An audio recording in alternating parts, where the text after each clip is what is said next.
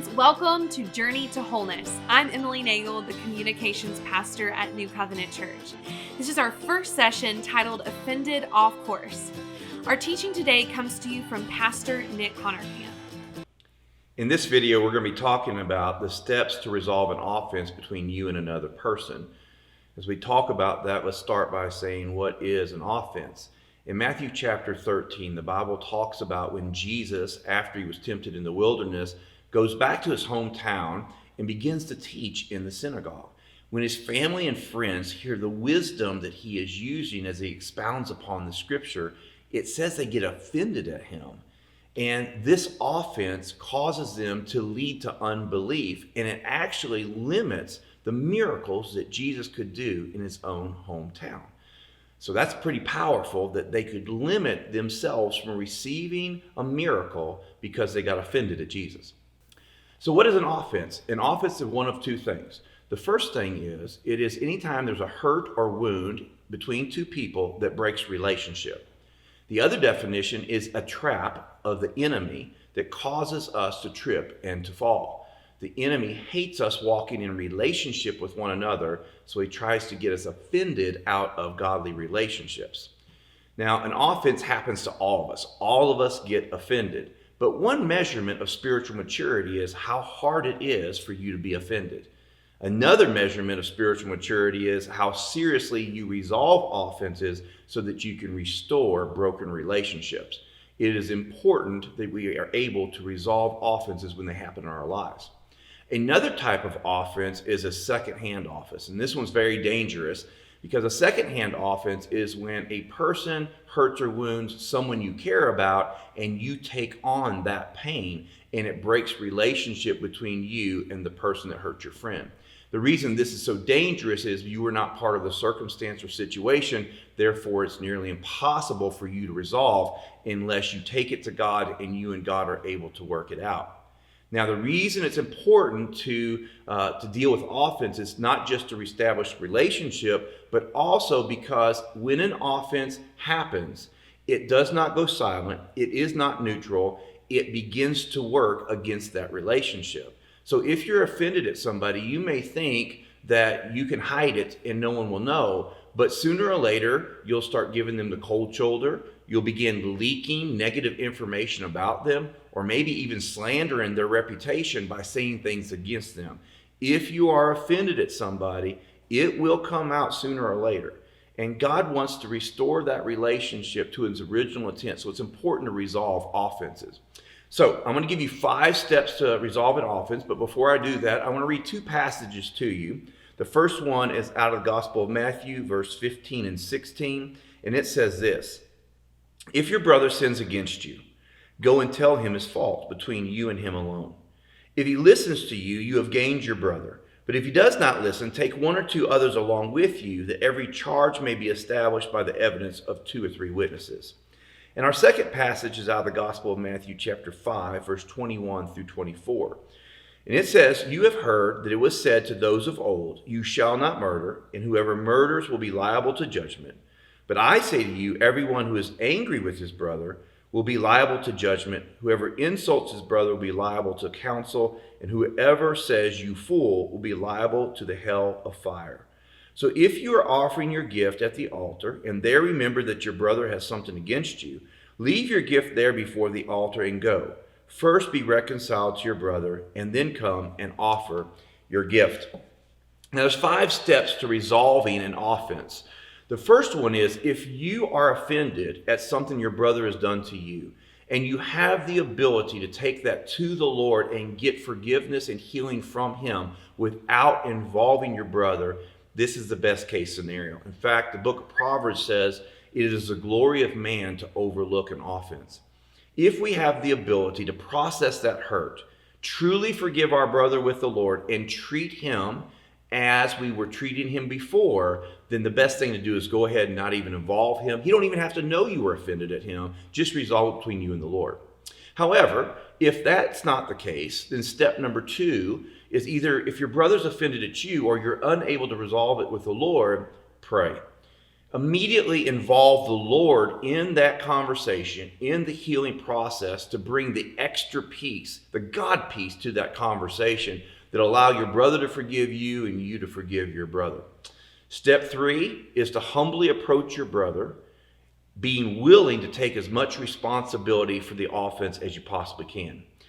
I've found that very rarely is the blame for any circumstance wholly on someone else or wholly on me. Usually blame is shared in every circumstance. Maybe you said something that triggered something in your brother that caused him to hurt or wound you. So when you come together, be humble and be willing to take as much responsibility as you can for the event that happened. That will create space for your brother to take as much responsibility as he can for the circumstance. Step number 4 is be gentle. The purpose of this conversation is not to be right. The purpose of this conversation is not to make your brother pay. The purpose of this conversation is to resolve the offense so we can reestablish relationship one with another. So be gentle in whatever you do. And step number 5 is learn from this experience. Nobody wants to get hurt. Nobody wants to be wounded. And nobody wants the anxiety of having a hard conversation with somebody we care about. Let's learn from these opportunities to grow in relationship with one another. And let's make sure that we limit the offenses that we're having with one another. So to recap, 5 things, 5 steps to resolving an offense. First of all, if you can resolve it between you and God and forgive your brother, that's the preferable manner. Number 2, make sure you pray and ask God to come into that circumstance. Number 3, approach your brother humbly and be willing to take responsibility. 4, be gentle and de-escalate the circumstance. Aim to resolve the problem so that you can reestablish a relationship with your brother. And 5, learn from this experience so we don't have to do this again. Hope that helps. 5 steps to resolving an offense with a person in your life that you love.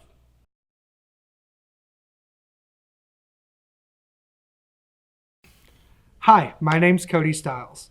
I'm here today to talk to you guys about an offense that I carried against the church that I'm currently in when I was here at 18 years old.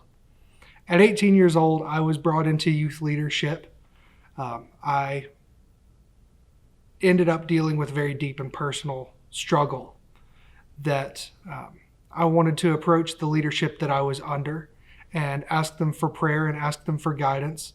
But unfortunately, the leadership at the time dealt with it very inappropriately. I was asked to step down from leadership. I was asked to never come back to the youth, not come back to the youth group at the time, and to step back for a while, and that my membership would even be questioned. This was under 3 of the leaders that were there at the time. Higher up church authority had no idea about it, but I allowed myself to carry that as an offense, and I was offended and angry at the whole church for what had happened in this conversation I had with 3 other people. I left the church about 6 months after that. I held on to that offense, and that offense began to fester and grow a little bit further until it engulfed my relationship with God. At a point about a year down the road, I actually walked away from my relationship with God entirely.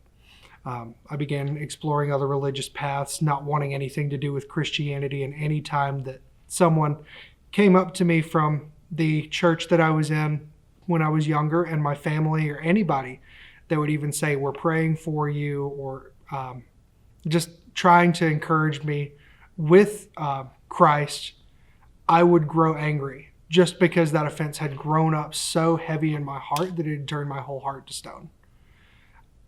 I continued to carry that offense for the next 6 to 7 years until I decided that I was done carrying it, that it had torn away at me enough. And I called up the pastor here at the church, and I sat down with him and I apologized to him for the offense that I had carried.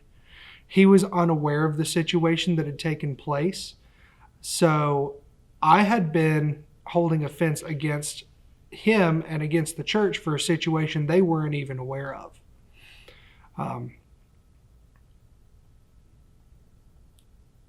That opened an opportunity for me to finally heal. Seeing that I had realized that my offense wasn't hurting anybody but me, and my relationships and my view on the world and my view of God and my relationship with God, I was able to step forward. And while my hurt was still valid, I was able to take away the weapon of offense. And I was able to take the first step in letting that wound finally heal. The offense was the ripping of the scab off of that wound. There were hurts there that were already there that maybe would have never been known if that offense had not happened. There were situations within myself and within the people in leadership that were dealt with because that offense happened. There's always potential for healing anytime you have an offense. It does not invalidate your hurt. Your hurt is valid, but your hurt will continue to be hurt as long as you have offense. As long as you hold on to that, you are not allowing that wound to heal. You're just continually ripping the scab off. So by taking the weapon of offense away from our hurt, we allow ourselves to open a door for healing. And that's what I want to say to you today. Don't hold on to your offense. Realize that your hurt is valid and it has a place, but you also have the power to heal that hurt by letting go of that offense and letting God be God and letting God redeem it. I would have never known Christ as a redeemer if I had not been offended. By being offended and walking through what I did through my offense and seeing how in the end he healed it in a way that I didn't expect, I now see Christ as my redeemer.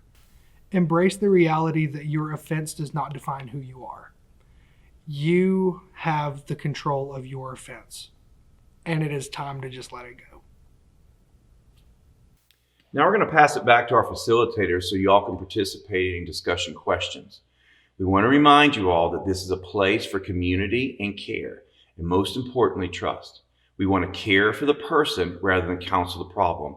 This is your space for grace.